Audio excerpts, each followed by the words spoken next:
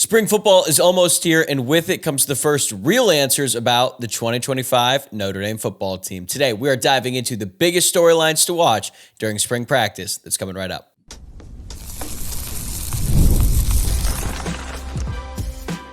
You are Locked On Irish, your daily podcast on the Notre Dame Fighting Irish. Part of the Locked On Podcast Network, your team every day. What's going on, and welcome in. This is Locked On Irish, your daily Notre Dame podcast. I'm your host, Tyler Wojciak. I'm a Notre Dame alum and producer at Fox Sports.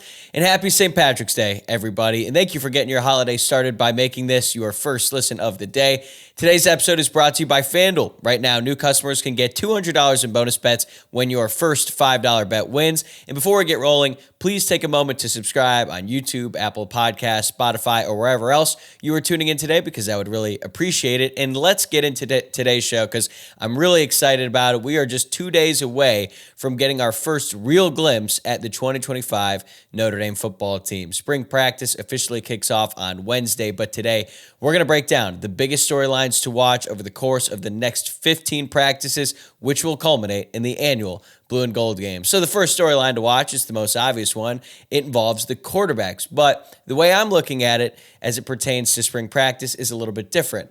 Who is going to be third in the race when spring practice ends? Because we're going to talk a lot about the starting quarterback. We've already talked a lot about it on this show, but I doubt we're going to know who QB1 is until probably halfway through fall camp. So the real question is, who's going to come in third after spring practice? Because I can make a case for and against every single one of these guys: Steve Angeli, Kenny Minchey, Steve Angeli, and CJ Carr. As a matter of fact, I have already done that. I have spent an entire episode on each one of those quarterbacks. I made the case for them to be the starting quarterback, the case against them, and then I talked about what their chances are of actually winning the job. And I think that every single one of these guys can do it. But the reality is, someone is going to have to come in third place. I know that might be surprising to some of you, but it's true. One guy has to come in third. It cannot be a three-way tie. And odds are, whoever comes in third will probably look to the transfer portal and see if they can get on the field somewhere else, because all three of these guys are talented.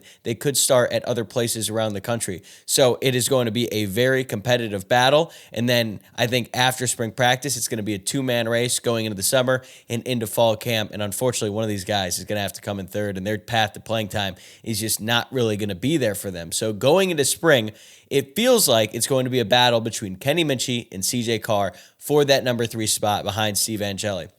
I'm saying that Steve Angeli won't be third because he's already been number 2 for a couple years now, and he has the most experience of anyone in this group by far. I'm not saying that Steve Angeli is going to be the starter, but I think it's pretty clear going into spring, he is going to be the first option, given how much Notre Dame tried to put him out there in the case that Riley Leonard got hurt. He's attempted 80 passes in his career. He has a 72.5 completion percentage. He's thrown for 10 touchdowns to just 1 interception, and honestly, he should have 11 touchdowns, but Micah Gilbert dropped a perfectly thrown ball from Steve Angeli in the end zone. So that's a little bit depressing for Steve Angeli, because that might be the best throw he's ever made in college. And then behind him, we've got Kenny Minchey. He's next in line. He was the number 3 quarterback last year, but he has only thrown 3 career passes, so he doesn't have much experience on the field on Saturdays. And CJ Carr is basically none. I think he came in at the end of the Purdue game last year to hand the ball off and maybe take a knee, but that's pretty much it. So I think Steve Angeli has the best shot to at least be in that 2-man race once spring practice is all said and done. So it's really going to be a battle between Kenny Minchey and CJ Carr. Minchey has been around a little bit longer than Carr, so that definitely gives him an advantage. This is his 3rd spring practice compared to the 2nd for CJ Carr. Plus, Carr is coming off an injury that held him out for 3 months during the season. Meanwhile, Kenny Minchey was continuing to practice and get reps during that time. So I do think that there is a gap right now between Kenny Minchey and CJ Carr for that 2nd spot. And Kenny Minchey certainly has the advantage going into spring practice, and it's going to be a question of how much can Carr close that gap, because if he has any chance of being the starter, first he's got to beat out Kenny Minchey, and that's going to be a difficult task because I think Kenny Minchey is a good quarterback. So the big question is, can Minchey's experience in the system and in the program keep him ahead, or will Carr's talent push him to the top of the depth chart. I think that's what everyone is going to be watching when those quarterbacks take the field, and I'm really excited to see how these two guys battle it out. I think Minchie does have a real chance to win the job, but he's going to have to play really well in the spring because Steve Angeli and CJ Carr are also chomping at the bit for this opportunity as well. So besides the quarterbacks, I think the next biggest storyline that I'm going to be following throughout the course of spring practice is who will fill the leadership void, because as time has passed and we've been able to get a little bit more access into the journey of the 2024 team, I appreciate the leaders on that team more and more. And this is from the documentary that came out on Peacock and the All Access videos that Notre Dame posted on their YouTube channel. Like, we got some real insight into that locker room and what it was like as they rebounded from that loss to Northern Illinois, went on that great run, and then made it all the way to the national championship. But Notre Dame does not bounce back from that loss to Northern Illinois, let alone make a run to the national championship, without the exceptional leadership from guys like Xavier Watts, Riley Mills, Howard Cross, Benjamin Morrison, Jack Kaiser, Pat Coogan, Mitchell Evans, and there are probably some guys that I missed, but every single one of the names I just mentioned is no longer with the team, and that is a massive void to fill. So which players are ready to step into that role? I've talked a lot about Drake Bowen. I think he is going to be a captain on this team because he has shown traits that make him seem like a natural leader. This goes all the way back to when he was a recruit and he was the leader of that class, and we really started to see it last year as he got more comfortable on the field. Like, don't get me wrong, Jack Kaiser is an exceptional leader, but you could just see the way that Drake Bowen, the way that his teammates rallied around him and the way that he came to Christian Gray's defense after he got trucked on the sideline and wasn't afraid to go at Emeka Egbuka on the Ohio State sideline. I think that the guys really like Drake Bowen, and being a linebacker, like, he just looks like kind of like your old school Mike linebacker. So I think that he could step into the role. He also is no longer going to be playing baseball for Notre Dame. He was a dual sport athlete when he started, but I think he's going to put all of his focus into football, and that's good because now Notre Dame will get him for the entirety of spring practice. And this is a huge opportunity for Drake Bowen, even though he's not going to be participating in everything because he played in every game last season. They're going to rest him, but from a leadership standpoint,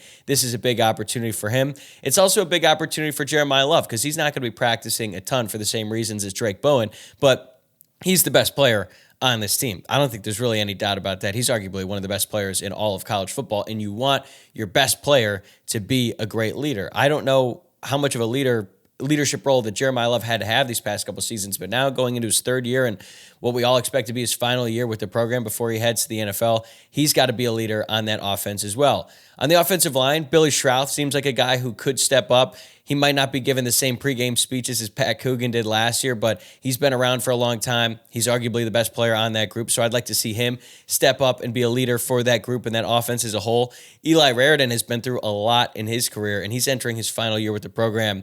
And you look at that tight end room, they need some leadership, man. So I'd like to see Eli Raridan maybe step up, be a more vocal leader for this team. And then on defense, Adon Schuler broke out last season as a player. Now with Xavier Watts gone, is he ready to take on more roles as a leader? And then Leonard Moore, look, the guy might only be a sophomore and he's probably not going to be a captain, but he's also emerged as one of the best players on the entire team. Does that mean he's going to be more comfortable taking a leadership role? We're going to see about that. But of the guys I just mentioned, really only Schrouth and Raridan are going to be seniors, and that's a lot to ask of juniors, but that is the reality of the situation for Notre Dame. And it's not always about being the most vocal leader. You can lead by example as well, but you also have to keep guys accountable, and in order to do that, you have to be a little bit vocal. So much of what Notre Dame football is about goes back to culture. You hear Marcus Freeman talk about it all the time. You hear about current and former players talk about the culture of Notre Dame football. Well, the best locker room cultures are led by the players. The coaching staff sets the standard,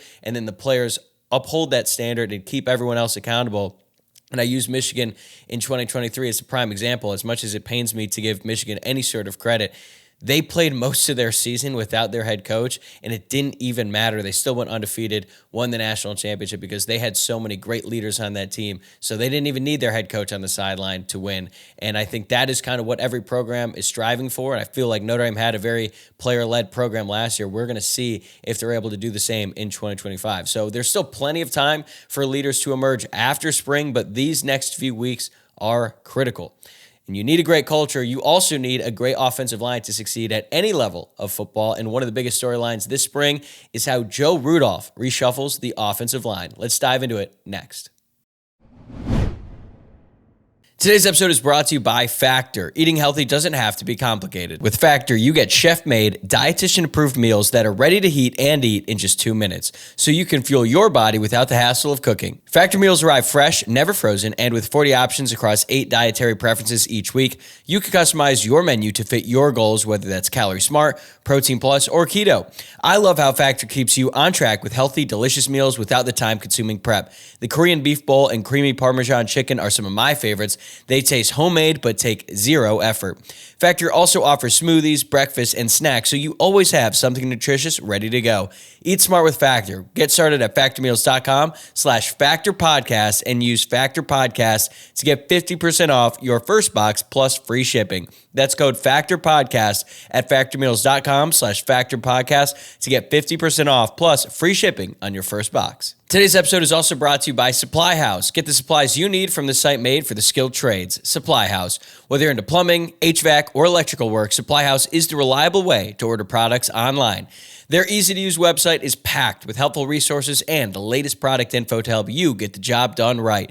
Plus, with a complete inventory of over 200,000 parts from over 400 top brands, you'll find exactly what you need delivered fast from coast to coast. Need help with an order? Supply House offers expert support and industry-leading service, so you'll always talk to a real person. And for trade pros looking for an extra edge, their free Trade Master program offers exclusive perks like a dedicated phone line, free shipping, and discounts on every order. Thousands of skilled professionals are already taking advantage. Now it's your turn. Join the Trade Master program today at supplyhouse.com/TM and start ordering plumbing, HVAC, and electrical supplies with just a few clicks. Plus, use promo code SH5 for 5% off your first order. That's supplyhouse.com. Another big storyline that I'm going to be following throughout spring and honestly throughout the summer and into fall camp is how will Joe Rudolph, Notre Dame's offensive line coach, reshuffle his offensive line going into the season? And the biggest question as it pertains to this group is, where is Charles Jagusah going to line up? Is he a tackle or is he a guard? I think he's going to at least start spring practice at left tackle because that is what he was supposed to start at last season before he suffered that torn pec in fall camp. And I think the coaching staff really likes him at that position. So he'll at least start there. But if Gerby Lambert, the freshman who will now be a redshirt freshman, if he makes a move, that changes everything. And personally, I'm not sure if Lambert is ready to make a real push for a starting job, especially at this moment in time, because he was not an early enrollee last season. He has not been with the team for a full calendar year. He joined the team in the summer, so this is his first spring practice, and he might still be developing. If you remember, we all thought that Billy Schrauth was going to be a starter in his redshirt freshman season. He was getting the first team reps in spring practice, but as it turns out, Pat Coogan and Rocco Spindler ended up being the starting guards for Notre Dame in 2023. Billy Schrauth still needed one more year to develop. He ended up playing a bit that season because Rocco Spindler ended up getting hurt. And now, even though Billy Schrauth had a pretty injury-riddled season last year, he's clearly one of the best offensive linemen on this entire team. So we shouldn't just pencil in Gerby Lambert to take that big step just because of his size and his potential. We've actually got to see it on the field, and that is something that everyone is going to be watching closely throughout these next few weeks. I really wish that Anthony Knapp were healthy because there are so many different positions he could play. He could compete at left tackle. He could compete at guard. He could even compete at center. But unfortunately, he is going to miss all of spring practice while he recovers from an injury. But Rudolph is going to see all the different options that he has. He is not afraid to move guys around, and it's really about getting the 5 best linemen on the field at positions that they are comfortable with. So we could see a shakeup at center or guard because not only is Anthony Knapp out, Ashton Craig is out while he recovers from his torn ACL. Billy Schrauth is going to miss all of spring as well. So you look at the way things line up. Jagusah, presumably the starting left tackle, is at least going to start there. So that's one returning starter, even though the only game he started was the national championship game. Billy Schrauth is out at left guard. Ashton Craig is out at center. Right guard is totally up for grabs. And then you have Emil Wagner at right tackle. So that whole interior of the offensive line is basically going to get a new look. And I think a bunch of guys are going to get opportunities that they otherwise would not get if these guys were healthy. So how much is this unit going to develop throughout the course of the spring and into the summer? Because Joe Rudolph is not afraid to make changes in fall camp. So whatever we see in spring practice is not what we're probably going to see when Notre Dame takes the field against Miami in the season opener. And I'm probably going to have to remind myself of that over and over and over to not get too far ahead of myself and not read too much into the different offensive line combinations that Notre Dame throws out there in the spring.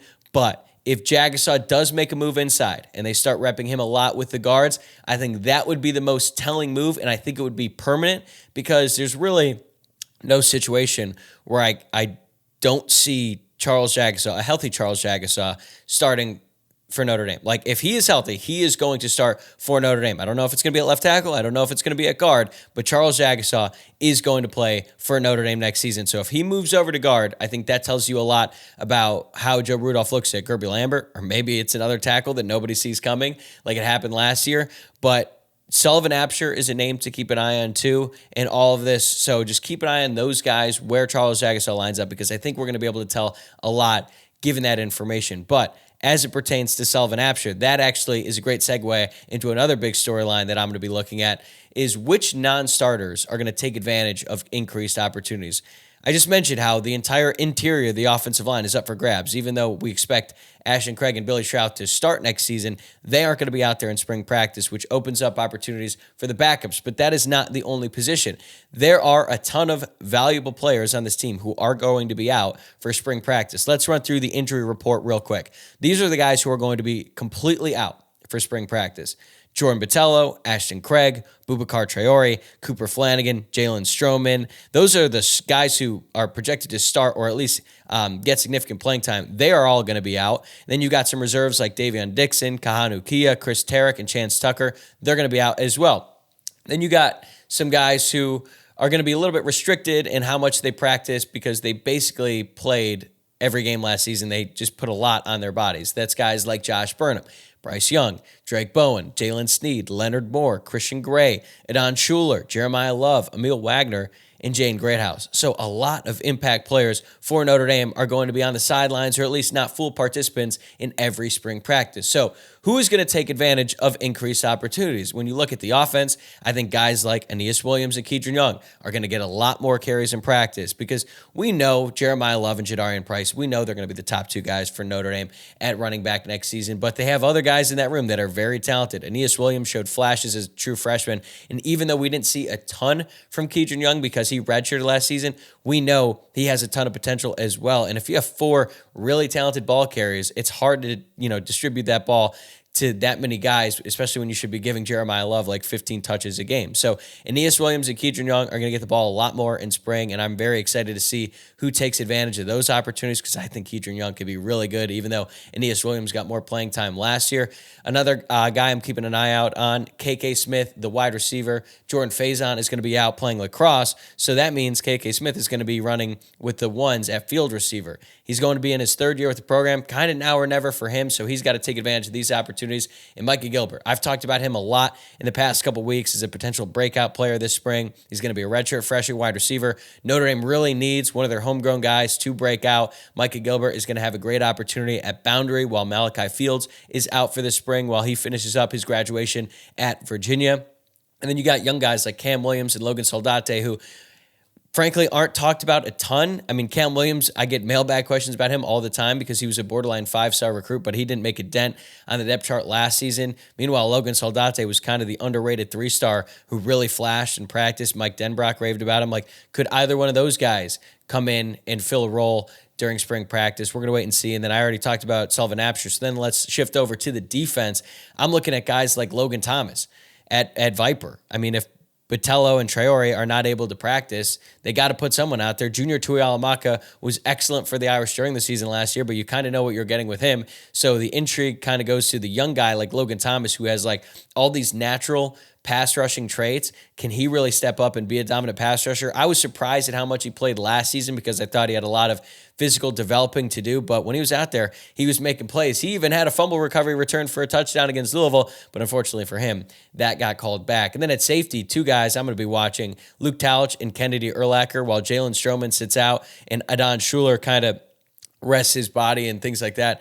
There's going to be a lot of young guys competing for playing time. I could even throw Tay Johnson in the mix as well. But Talich, Urlacher, Tay Johnson, they're all going to be competing for that other starting spot that we assume Jalen Stroman will have once he's healthy. But last year, everyone expected Rod Hurd to be the starting safety next to Xavier Watts, myself included. And guess what? Adon Schuler came out in spring practice, balled out, won the starting job, had an excellent season. It's not out of the realm of possibility that one of these guys couldn't do the same thing. So there's going to be a lot of young guys with a lot more opportunities while other guys sit out for injury or to rest. And these reps are extremely important because we saw how much Notre Dame had to dig down deep into their depth chart last season. Hopefully they don't deal with as many injuries as they did last year. But if you're playing 14, 15, 16 football games, injuries are going to happen, and you're going to need your reserve players to be ready. And these guys can really earn not just starting jobs, but just valuable roles on this team. And it starts with their opportunities in spring practice. Speaking of changes, all eyes are going to be on Notre Dame's defense this spring with the new coordinator in charge. What should we expect? It's coming right up. Today's episode is presented by FanDuel. March Madness is here, and FanDuel is giving you the chance to get in on the action like never before. Right now, new customers can get $200 in bonus bets when your first $5 bet wins. That's $200 extra bucks to use on everything from buzzer beaters to Cinderella stories and even who's cutting down the nets. I've got my eye on a few underdogs this year, and FanDuel makes it easy to back them with spreads, totals, and game props. With tournament games happening almost every day, there's always something exciting to bet on. Personally, I know that I gave out Auburn on the show earlier, and then now after watching Florida in the SEC tournament, I might pick them. I'm still deciding. You got to give me a couple of days here before I finalize my bracket, but I'm looking at the Florida Gators as a team who could potentially win it all. And the FanDuel app is so simple to use, and when I win, I get paid instantly. No waiting around. Just visit FanDuel.com and get in on the college hoops action all tournament long. The NCAA tournament is here, and so is the bracket breakdown. Locked On Podcast Network and Amazon Fire TV channels are teaming up to deliver NCAA tournament coverage like never before. Watch studio shows featuring former players and Locked On's local experts as they guide you through every upset, buzzer beater, and bracket matchup. Stream it all for free on Amazon Fire TV channel. Search Bracket Breakdown to see it all for free. It's your team every day. Honestly, can't believe we made it this far without talking about Notre Dame's new defensive coordinator, Chris Ash, because I think a lot of people are wondering, how is the defense going to look under Ash's leadership? What stays the same and what changes with Ash calling the shots? When he was at his introductory press conference, he made it seem like everything was going to be as close to the same as Al Golden as it could possibly be, and he's just going to look to enhance things. You know, some tweaks with terminology, techniques, fundamentals, that's to be expected. But I also think that's exactly what most people thought he should say in his introductory press conference. It's one thing to say it, it's another thing to act on it, because look, these coaches, they have their ways of doing things, and I'm sure that Chris Ash is going to probably try to implement some of what he likes, not just in terms of scheme, but also the way that he coaches and things like that. So I'm not sure just how much we're going to see, or at least tell from spring practice schematically, but everyone is going to be focused on Chris Ash's coaching style. That was one of the things you heard as a potential concern, and how Chris Ash might fit in to this new way of doing things at Notre Dame under Marcus Freeman. Don't get me wrong, Marcus Freeman is an old school guy. He will get on your ass in practice, and I think a lot of people don't fully understand that because they see the charm, they see the charisma from Marcus Freeman in press conferences and things like that. But this guy came from the Jim Tressel coaching tree, and he will get on players and he will really challenge players and things like that. So it's not like Chris Ash's old school way of coaching would be brand new to this team, but I do think that there is a way of doing things, and there is an expectation that, you're dealing with Notre Dame student athletes. They're held to a different standard than some other players or some other athletes at different schools across the country. So how Chris Ash sort of assimilates with this coaching staff, because it's pretty rare for a new defensive coordinator to come in and not really hire anyone of their own staff. Notre Dame already had a D-line coach, linebackers coach, and secondaries coach all in place, and Al Washington, Max Bola, and Mike Mickens. So now you bring in this new guy who's going to be all of their boss, and he has to sort of call the shots, but also try to keep things the way they were with Al Golden because things were going so well. That's just going to be a really interesting thing to watch during spring practice. And it's not just the coaches. How does he talk to players? What new techniques is he teaching? The different fundamentals, their practice structure, all of that is going to be new, and it's going to be interesting to watch over the course of these next few weeks.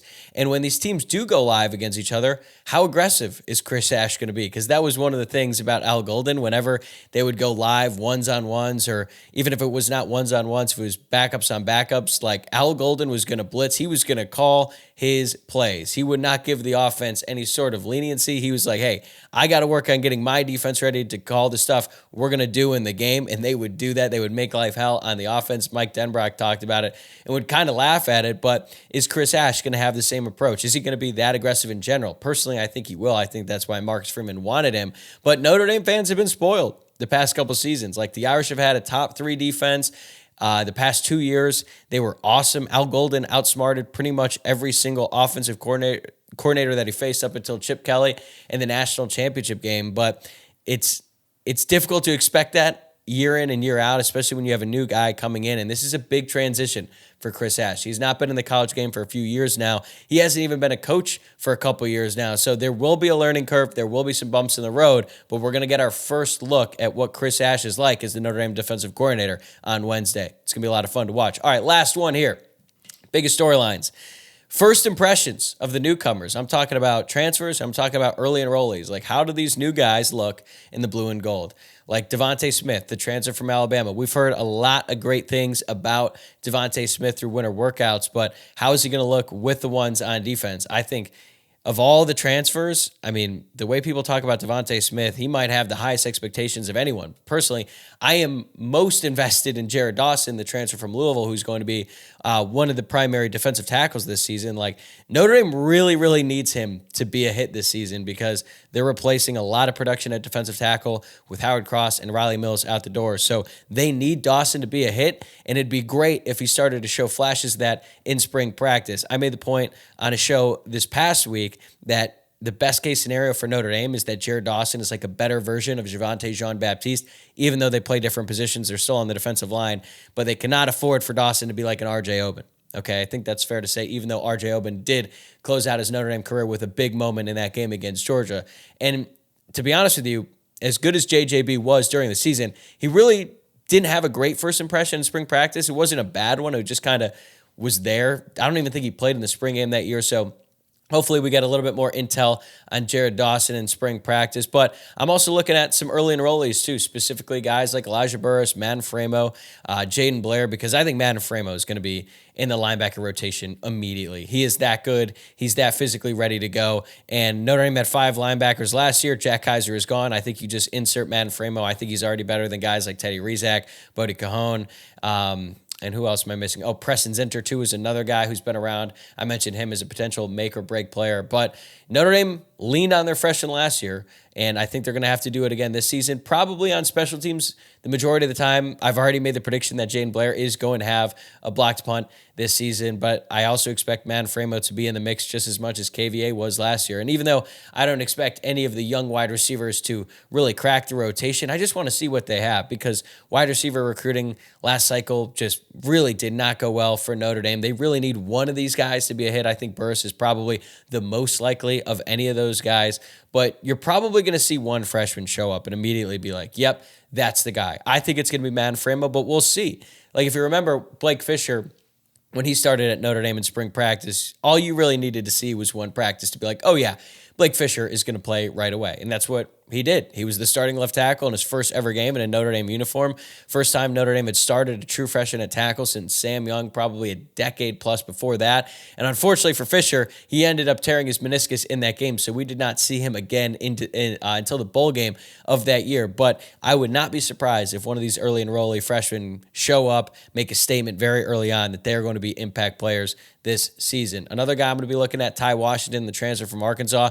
Notre Dame needs some help at tight end. That's what he was brought in to do, and his play is even more important now that Cooper Flanagan is going to miss this entire season with that Achilles injury. So it's always exciting to see new guys emerge, especially transfers who have already produced at other places. Now you get to see them in a Notre Dame uniform. It's an exciting time, and these next few weeks are going to be exciting. Like, the season feels like it just ended a few weeks ago, but now we've already turned the page to 2025, and this is our first real glimpse at the team, and I could not be more excited. But that's going to do it for this episode. We're going to have plenty more spring practice coverage coming your way the rest of the week, so make sure that you are subscribed on YouTube or wherever you are listening to the podcast, and please give this video a like if you're watching along on YouTube, or rate the show 5 stars and leave a review if you're listening to the podcast. Have a great rest of your St. Patrick's Day, and I will see you on Tuesday.